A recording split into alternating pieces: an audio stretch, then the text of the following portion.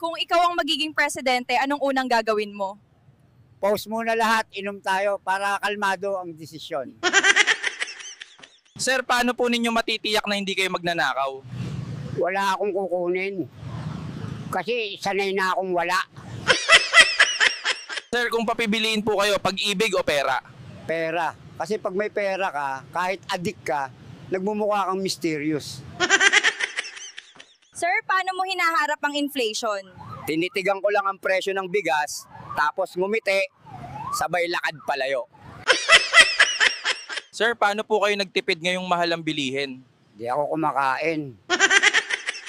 Paano nyo po nilalampasan ang mga pagsubok sa buhay? Hindi ko nilalampasan, dinadaanan lang. Sabog nga di ako aware na may pagsubok. Sir, paano mo malalaman kung ikaw ang problema?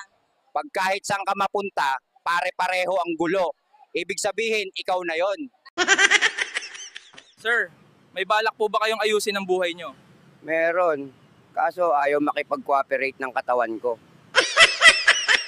Sir Juan, anong masasabi nyo sa mga babaeng choosy?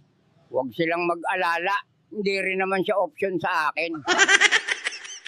Sir Juan, paano maging pogi sa paningin niya? Ipaalam mong marunong kang makinig, kahit di mo maintindihan, basta may eye contact. Kung may isang bagay po kayong gustong ibalik, ano po yon? Yung ngipin ko sa harap, para kahit sabog ako, may panangga pa rin ako sa hangin.